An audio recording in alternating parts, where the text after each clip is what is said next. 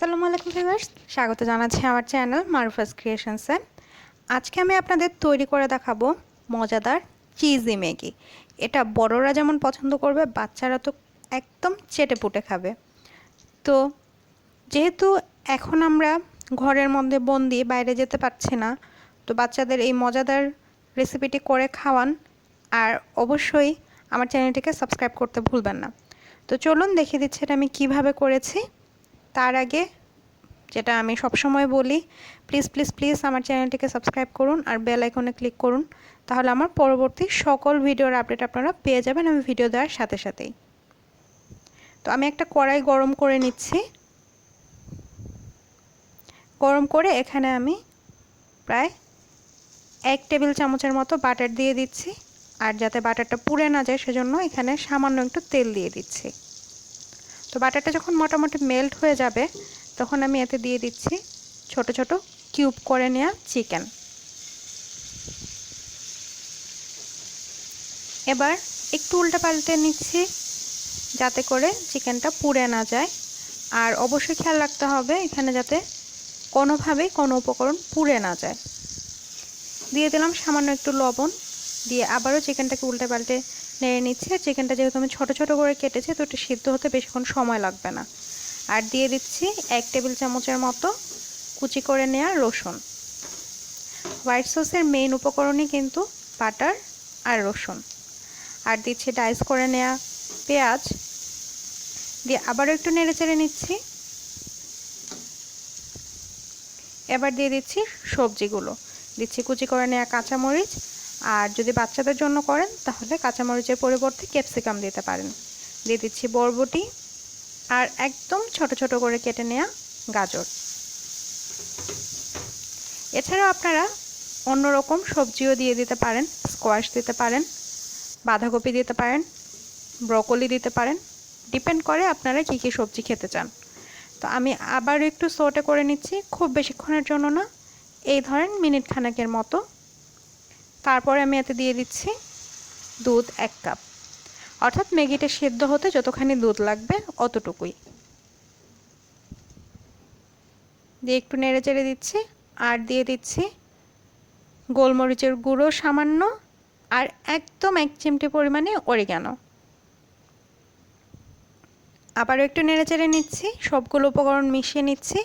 এই পর্যায়ে একটু লবণটা চেখে নেবেন, যদি লবণ লাগে তাহলে আর একটু লবণ দিয়ে দিবেন। আর দিয়ে দিচ্ছি ম্যাগি মশলাটা।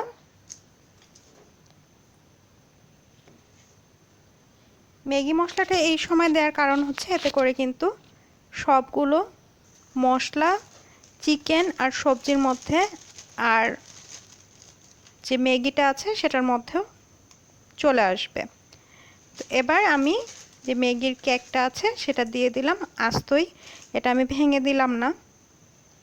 তো দিয়ে খানিকক্ষণ আমি এক পিঠ রান্না করব। এবার কিছুক্ষণ পরে এই 10 থেকে 20 সেকেন্ড পরে পুরো কেকটাকে উল্টে দেব। উল্টে চুলার জালটাকে একদম ডিম করে দিতে হবে। ডিম করে আমি একটা ঢাকনা দিয়ে ঢেকে দিচ্ছি। আচ্ছা, এই ম্যাগি কিন্তু 2 মিনিটে রান্না হবে না, এটা রান্না করতে 8 থেকে 10 মিনিটের মতো সময় লাগবে।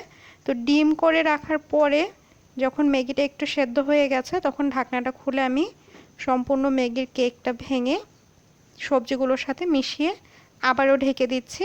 তো আপনারা যদি মনে করেন যে এই পর্যায়ে আপনারা এটা সার্ভ করতে চান তাহলে সার্ভ করতে পারেন, এতে একটু সসি ভাব থাকবে। তবে আমি ড্রাই ম্যাগি পছন্দ করি, তাই সম্পূর্ণ যে সসটা আছে সেটাকে শুকিয়ে নিচ্ছি। ব্যাস হয়ে গেছে। এখন কিন্তু আমি এটার উপরে দিয়ে দেব মজরেলা চিজ। আপনাদের ঘরে যদি চিজ না থাকে তাহলে কিন্তু আপনারা এভাবেও সার্ভ করতে পারেন, কোনো সমস্যা নেই। এটাও কিন্তু অসাধারণ টেস্টি একটা নুডলস হয়ে যাবে। তো যাই হোক, আমি মজরেলা চিজ দিয়ে ভালো মতো নেড়েচেড়ে মিশিয়ে নিচ্ছি।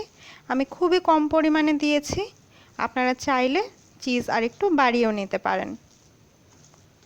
তো আমি মজরেলা চিজটা দিয়ে এভাবে মিশিয়ে নিলাম। মিশিয়ে নেওয়ার পরে এটাকে আমি সার্ভ করছি।